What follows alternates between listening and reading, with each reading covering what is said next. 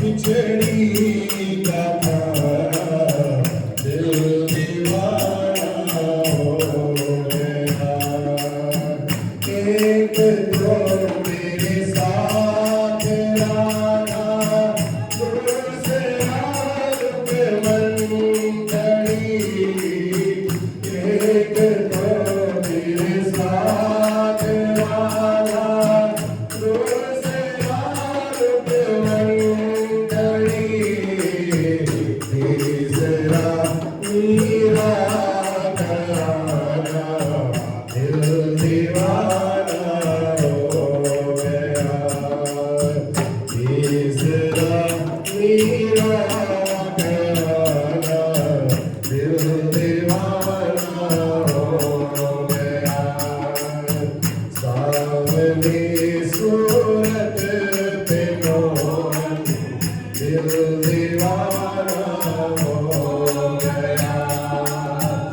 एक तो तुम देवता हो, दूसरा प्रियतम मेरे।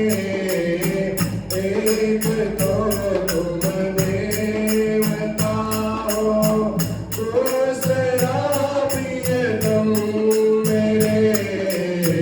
तीसरा सपनों में आना, दिल दीवाना हो गया। तीसरा सपनों में आना, दिल दीवाना हो गया। एक तो तुम देवता हो, दूसरा प्रियतम मेरे। तीसरा सपनों में आना, दिल दीवाना हो गया। सावली सूरत पे मोहन, दिल दीवाना हो गया। दिल दीवाना हो गया मेरा, दिल दीवाना हो गया।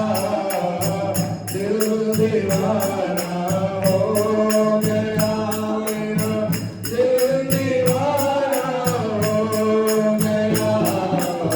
सावली सूरत पे मोहन, दिल दीवाना हो गया।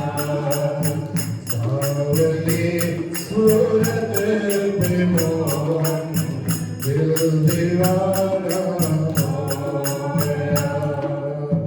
दिल दीवाना हो गया। बोल बाकी बिहारी लाल की जय। बरहा पीडम नटवर वपुः, कर्णयोर कर्णिकारम, विप्रदवासः कनककपिशं, वैजयन्तीं च मालां,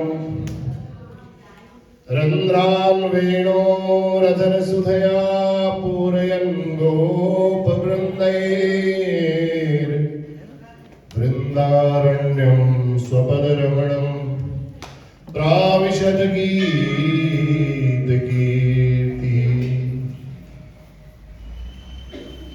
सच्चिदानन्दरूपाय विश्वोत्पत्त्यादिहेतवे, तापत्रय विनाशाय श्रीकृष्णाय वयं नमः। श्रीकृष्णाय वयं नमः।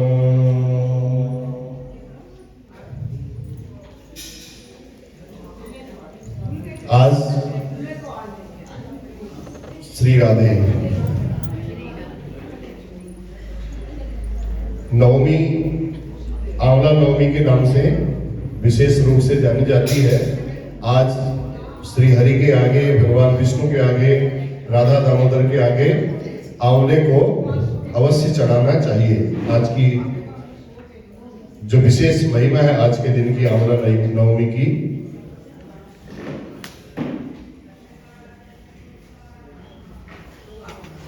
राजा ने अपने एक आंवला नाम के राजा ही थे, तो उन्होंने अपने राज्य में हमेशा रोज आंवले का दान करना, आंवले का दान करना खूब मनों में। तो उसका जो पुत्र था, राजा का युवराज जो था, उसको लगा कि मेरे पिताजी हमेशा ऐसे आंवले का ही दान करते हैं, करोड़ों टन मन के हिसाब से दान करते हैं, ऐसे तो हमारा राजकोष खाली हो जाएगा। तो उसने अपने माता पिता को मना किया, नहीं माने तो माता पिता को बाहर निकलवा दिया। तो भगवान की विशेष कृपा देखो, जंगल में रहे, 1 दिन 2 दिन 3 दिन भूखे प्यासे रहे, बिना आंवला जब तक वो दान नहीं देते थे, भगवान के आगे नहीं चढ़ाते थे, तब तक वो कुछ खाते पीते नहीं थे। भगवान ने कहा अगर ऐसा ही रहा तो ये तो मेरे ऊपर दोष लग जाएगा, इस सत की लाज कौन रखेगा। तो जहां जंगल में उनको उसके बेटे ने छोड़ा था, राजा के बेटे ने, वहीं जंगल में भगवान ने इतना बड़ा आंवले का वृक्ष पैदा कर दिया और स्वप्न में दर्शन दिया राजा को, राजन तुम प्रातःकाल उठ करके जितना दान करते थे उससे ज्यादा कई गुना तुम दान करना और तुम्हें आज के बाद किसी प्रकार की कोई कमी नहीं होगी।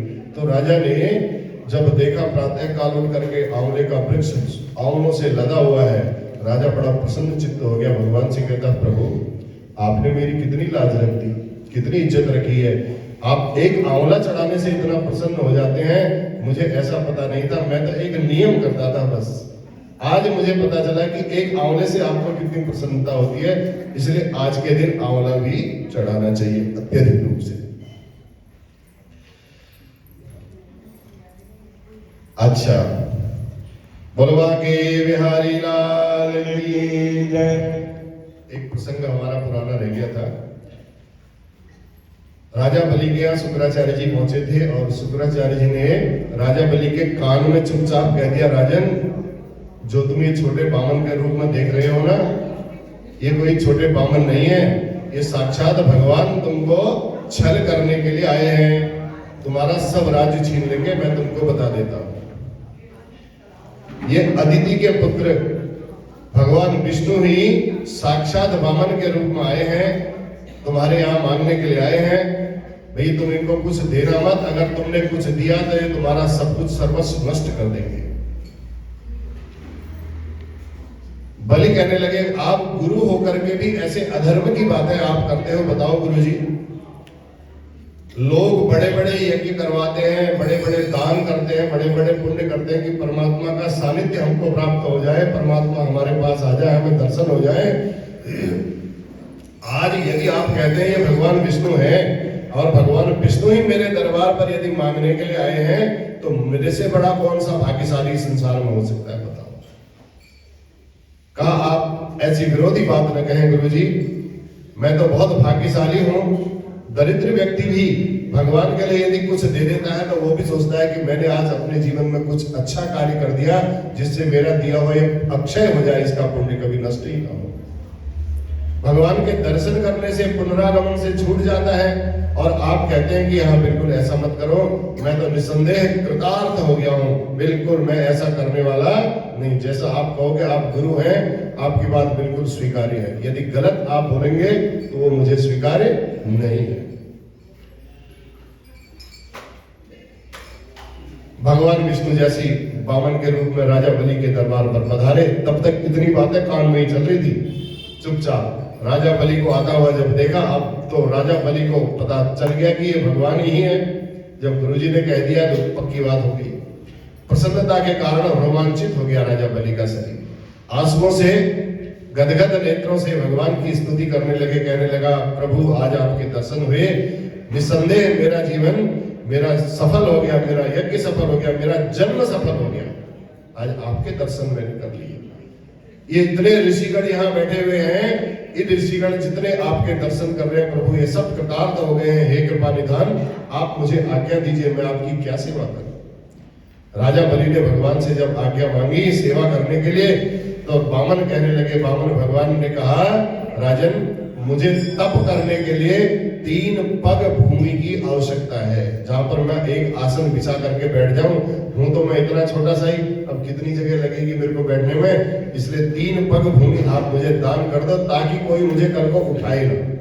ये रजिस्ट्री कर दी मैंने आपके नाम, फिर वो मेरी हो गई। इसीलिए पहले भी हमने ये बात आपको बताई थी, जब दान दे दिया जाए, राजा बलि से दान क्यों मांगा भगवान ने, दान नहीं मांगते, अगर ऐसे ही दे देते, आप महाराज जी कहीं भी बैठ जाओ, कल को कहते महाराज जी आप यहाँ से उठो, यहाँ हमारा थोड़ा सा कुछ काम चल रहा है, आप दूसरी जगह बैठ जाओ, तो उनको बार बार दिक्कत होती। तो इसलिए कहा दान में दे दो ताकि उस पर आपका कोई अधिकार ना रहे। जब यदि हम कोई वस्तु दान में दे देते हैं तो दान में देने के बाद फिर उस वस्तु पर हमारा बिल्कुल किंचित मात्र भी अधिकार नहीं होता है, आपने अर्पित कर दिया बस, फिर आपकी तरफ से वो अर्पित है, उसको वहां की व्यवस्था कैसे उसको संभाल रही है वो उन पर निर्भर करता है, तो आपको उस पर कुछ नहीं। तो राजा बलि ने कहा महाराज 3 पग भूमि चाहिए केवल। अब राजा बलि को बड़ी शर्म आई। राजा बलि कहता महाराज इतने बड़े राजा के पास आए हो, चक्रवर्ती राजा, जिसने त्रैलोकी को जीत करके रख लिया, उससे 3 पग भूमि मांग रहे हो, मैं दूंगा तो देने में भी तो शर्म आएगी मुझे। कैसी बातें कर दी आपने। एक राज्य मांग लो, एक नगर ही मांग लो, एक गांव ही मांग लो, कुछ तो मांग लो। तब वामन कहते हैं, देखो मैं आपको बहुत गुप्तातिगुप्त बातें बताता हूं। हम लोग वामन के रूप में, ब्रह्मचारी के रूप में हैं, हमने सब कुछ त्याग दिया है, हमारा धन से कोई प्रयोजन नहीं है। मैं सब जीवों का अंतर्यामी हूं, मेरे लिए सब कुछ ना के बराबर भी और सब कुछ हाँ के बराबर, मैं जो चाहूं वो कर सकता हूं। यह पृथ्वी देखो तुम राजा हो, और ये पृथ्वी राजाओं की होती है, क्षत्रियों के अधिकार में होती है। इसलिए सब क्षत्रिय लोगों को इस पृथ्वी की रक्षा करनी चाहिए, सुखपूर्वक इसका पालन करना चाहिए। तो क्षत्रियों को उचित है कि वह पृथ्वी ब्राह्मणों को दान भी करे, और ब्राह्मणों को भी अपनी जो तपस्या करते हैं वो तपस्या का 6वां भाग राजा को पुण्य के रूप में देना चाहिए। ये राजा के लिए ब्राह्मणों का भी कर्तव्य हुआ। इसलिए जो विद्वान गृहस्थ ब्राह्मण को थोड़ी सी भी यदि भूमि दान देते हैं तो उन्हें ब्रह्मलोक सीधे प्राप्त होता है, इसमें कोई संशय नहीं है। उनका पुनर्जन्म नहीं होता, फिर आवागमन का चक्र खत्म। भूमि दानी जो होता है मानो उसने सर्वस्व दे दिया, तो इसलिए वो मोक्ष का भागी बन जाता है। सत्पात्र को भूमि दान करने से सभी दानों का श्रेष्ठ फल प्राप्त होता है। तो इस चंचला संपत्ति का है तो चंचला ही, आज हमारे पास है, कल हमारे बच्चों के पास है, परसों किसी और के पास है, पता चला उन्होंने बेच दी तो किसी और के पास है तो हमारी है ही अस्थिर है। तो कहा जो चंचला संपत्ति है इसका जो लोग दान करते हैं उन्हें श्रेष्ठ गति प्राप्त होती है। इसलिए हे दैत्यराज, मैं इस पृथ्वी दान के बारे में आपको बता देता हूं। आप एक छोटा सा इतिहास सुनिए भूमि दान का। उस इतिहास को सुनने मात्र से भी भूमि दान का फल प्राप्त हो जाता है। एक भद्रमती नाम के महामुनि थे, वृत्तिहीन, कोई पूजा पाठ नहीं करते थे और धर्मशास्त्रों का बड़ा अध्ययन किया था, श्रवण किया था। 6 उन्होंने विवाह किए। 6 विवाह किए तो उनके 240 तो पुत्र ही हो गए। अब घर में कुछ खाने के लिए नहीं, बड़ी गरीबी, सब पुत्र नित्य भूखों मरते। उन्हें देख देख करके भद्रमती जो ब्राह्मण था वो कहने लगा, धिक्कार है ऐसे जीवन को, जहां खाने के लिए कुछ नहीं है, जहां धन नहीं है, स्नान करने के लिए कुछ नहीं है, मैं कुछ दान नहीं कर सकता, मैं कुछ अपने लिए अपने मन की चीजें खरीद नहीं सकता, ऐसे जीवन को धिक्कार है। बुद्धिमान होते हुए भी दरिद्र व्यक्ति की पत्नी, पुत्र, पौत्र, भाई, बंधु सब उसको त्याग देते हैं। धनवान व्यक्ति को यदि वो गुणहीन भी हो जाए, ये भद्रमती के मन में ऐसी बातें आ रही है, इससे तो धनवान व्यक्ति अच्छा है, चाहे उसके पास कोई गुण नहीं है, सब लोग उसके आगे हाथ जोड़ करके उनको विद्वान मान करके उनकी पूजा करते हैं, उनके पास जाकर के दान की आकांक्षा करते हैं, उनके यहाँ जाकर के यज्ञ करवाते हैं, तब करवाते हैं। तो इसलिए सभी दुखों से दरिद्रता का दुख सबसे बड़ा माना गया है। फिर भी अब मैं क्या करूं, कैसे करूं, ऐसा कह करके वह भद्रमती, अब उसने कहा अब मैं लक्ष्मी नारायण की उपासना करूंगा, लक्ष्मी जी की विशेष रूप से उपासना करता हूं जो ऐश्वर्यदायक है, सब प्रकार के ऐश्वर्यों को देने वाली हैं, तो मैं उनकी उपासना करने के लिए भद्रमती वहां से निकल गया, विचार करने लगा। जब उसने सोचा कि भूमि दान सब दानों में उत्तम है, तो परम धर्म समस्त कामनाओं की पूर्ति का फल प्राप्त होता है, तो ऐसी अभिलाषाओं को पूर्ण करने वाली उस यह सोच करके बुद्धिमान जो भद्रमती था वह अपने परिवार के साथ एक कौशाम्बी नाम का नगर था, उस कौशाम्बी नाम के नगर में चला गया। वहां एक दूसरा संपत्तिशाली ब्राह्मण सुहोस उसका नाम था। सुहोस के पास जब पहुंचा तो सुहोस बड़ा धर्मात्मा, उसने जैसे ब्राह्मण को देखा तो बुलाया, बड़े आदर के साथ उनसे परिचय किया, यथाविधि सम्मान किया, और सम्मान करने के बाद कहने लगा, महाराज मेरे को तो धन्य कर दिया आपने, आप मेरे घर में पधारे हैं, बताइए मैं आपकी क्या सेवा कर सकता हूं। तो सुहोस ने सत्कार किया, उसके बाद कहा तुम ऐसा करो, 5 हाथ भूमि तुम मेरे से दान में ले लो, मैं आपको 5 हाथ भूमि दान करता हूं। सुघोष नाम के जो ऐश्वर्यशाली ब्राह्मण ने भद्रमती नाम के ब्राह्मण को 5 हाथ भूमि दान दी, और यह पवित्र भूमि क्षत्रियों द्वारा पालित है, और पृथ्वी दान करने से भगवान जनार्दन मुझ पर प्रसन्न हो, ऐसा संकल्प किया। इस मंत्र द्वारा विष्णु भगवान की पूजा की, पाठ किया और वह सुघोष ने भद्रमती को पृथ्वी दान कर दी। तो सुघोष को पृथ्वी दान करने से अपनी करोड़ों पीढ़ियों के साथ भगवान के उस वैकुंठ लोक को गया जहां कोई शोक मोह दुख तो है ही नहीं। फिर भद्रमती ने जब दान में वह प्राप्त कर ली तो उसको भी लगा कि भैया मेरे पास 5 हाथ भूमि तो है ही, चलो इसमें से मैं भी दान कर दूं। तो उसने उसी भूमि में से कुछ दान, भद्रमती ने कुछ दूसरा दान कर दिया और दान करने के बाद धीरे धीरे वो भद्रमती को अंदर से बड़ा अच्छा महसूस हुआ। उसने भगवान की बड़ी परम कृपा अपने ऊपर अनुभव की तो वह भी मोक्ष का भागी बना। तो इसलिए राजा बलि को कहते हैं वामन भगवान। मैं इसलिए आपको कहता हूं, आप राजा हो क्षत्रिय हो, आपको तो पृथ्वी दान करनी ही करनी चाहिए। आप अवश्य पृथ्वी दान करें। इतना महत्व तो बताया पृथ्वी दान करने। संकल्प हेतु एक जल धारा वाला आगे से केतली के जैसा मुंह होता है ना, एक कमंडल होता है, वो कमंडल लिया और कमंडल से जैसी जल की धारा वामन भगवान के हाथ में डालने लगे संकल्प करने के लिए, शुक्राचार्य ने देखा ये ऐसे तो माना नहीं मेरी बातों को। तो शुक्राचार्य मायावी तो थे, शुक्राचार्य ने एक छोटा सा रूप बनाया और उस केतली के मुंह में जाकर के बैठ गए। अब केतली को तिरछा करते जाए, जल ना गिरे। भगवान वामन ने सोचा जल भी भरा हुआ, जल निकल नहीं रहा है तो क्या है, एक कुश उठाया और कुश को उस केतली के उस मुंह में डाल दिया, उस कमंडल के मुंह में डाला तो शुक्राचार्य जी की बाईं आंख फूट गई। अब शुक्राचार्य जी तड़पे, बाहर निकले और बाहर निकल करके जैसे ही आए और राजा बलि को उन्होंने बड़ा जोर जोर से डांटा। राजा बलि को कहा देख ले, मैंने तेरे को पहले ही बोला था ये कोई छोटा मोटा नहीं है, तूने बहुत गलत कार्य कर दिया है, तुझे ऐसा नहीं करना चाहिए था। तब बलि ने कहा प्रभु हम क्षत्रिय हैं, गुरुजी हम क्षत्रिय हैं, हमने एक बार देने का यदि वचन कर दिया है तो हम उस वचन से पीछे नहीं हटते हैं। अब दुनिया की कोई हस्ती आ जाए, यदि भगवान मेरे घर में मांगने के लिए आए हैं और मैं ना दूं, ऐसा कैसे हो सकता है बताओ। मेरा तो परम सौभाग्य है, अब मैं भगवान को पृथ्वी दूंगा ही दूंगा। जैसे ही उन्होंने 3 पग भूमि दान की, 1 पग में सारा ब्रह्मांड नाप दिया भगवान ने, पृथ्वी लोक नाप दिया, दूसरे में पूरा ऊपर का लोक नाप दिया। अब तीसरा पग देने के लिए कहा, राजा बलि को बोला बताओ अब मैं तीसरा पाव रखूं तो रखूं कहां, तुमने तो 3 पग का संकल्प किया है राजन, नहीं तो बात असत्य हो जाएगी आपकी।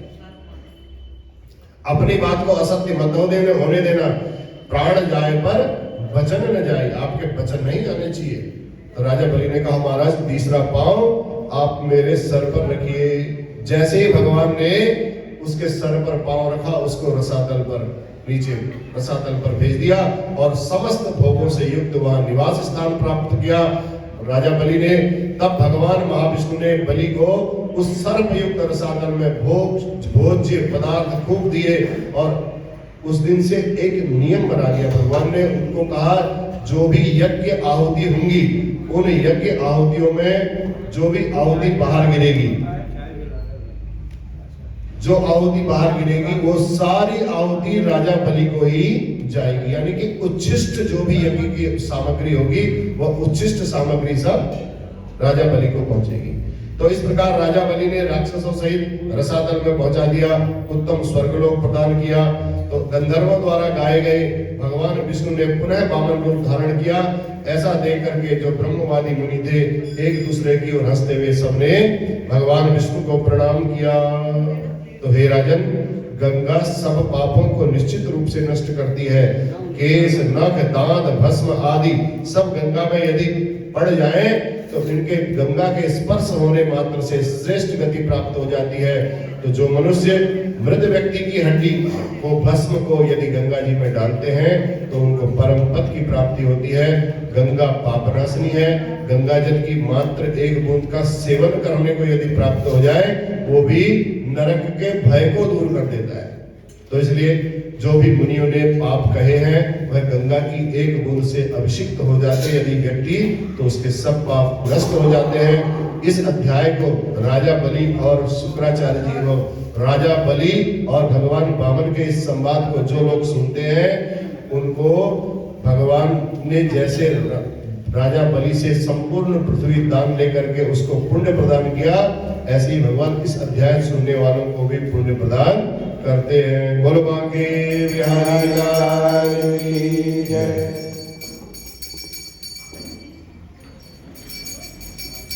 श्री भागवत भगवान की है आरती, पापियों को पाप से है तारती। श्री भागवत भगवान की है आरती, पापियों को पाप से है तारती। ये अमर ग्रंथ, ये मुक्ति पंथ, ये पंचम वेद निराला, नव ज्योति जगाने वाला। ये अमर ग्रंथ, ये मुक्ति पंथ, ये पंचम वेद निराला, नव ज्योति जगाने वाला। हरि नाम यही, हरि नाम यही, हरि नाम यही, हरि नाम यही, यही जग मंगल आरती, पापियों को पाप से है तारती। श्री भागवत भगवान की है आरती, पापियों को पाप से है तारती। ये शांति गीत पावन पुनीत, पापों को मिटाने वाला, हरि दर्श दिखाने वाला। ये शांति गीत पावन पुनीत, पापों को मिटाने वाला, हरि दर्श दिखाने वाला। ये सुख करनी, ये दुख हरणी, ये सुख करनी, ये दुख हरणी, श्री मधुसूदन की आरती, पापियों को। श्री भागवत भगवान की है आरती, पापियों को पाप से है तारती। ये मधुर बोल जगवंत गौर, सद्भाग्य दिखाने वाला, बिगड़ी को बनाने वाला। ये मधुर बोल जगवंत गौर, सद्भाग्य दिखाने वाला, बिगड़ी को बनाने वाला। श्री राम यही, घनश्याम यही, श्री राम यही, घनश्याम यही, प्रभु की महिमा की आरती, पापियों को पाप से है तारती। श्री भागवत भगवान की है आरती, पापियों को पाप से है तारती। कर्पूर गानम करुणावतारम, संसार सारम भुजगेन्द्रहारम, सदा वसन्तं हृदयारविन्दे त्वं भवानी चैतं नमामि। त्वमेव माता पिता त्वमेव, त्वमेव बन्धुश्च सखा त्वमेव, त्वमेव विद्याधनं त्वमेव, त्वमेव सर्वं त्वमेव देव। बोलो गणपति भगवान की, उमा महेश्वर भगवान की, अर्धनारीश्वर भगवान की, जगत जननी जगदम्बे माता की, लक्ष्मी नारायण भगवान की, राजा रामचंद्र महाराज की, बांके बिहारी लाल की, और सुत हनुमान की, सत्य सनातन धर्म की, अधर्म का प्राणियों में विश्व का, गौ माता की, गंगा मैया की, भारत माता की, नमः पार्वती।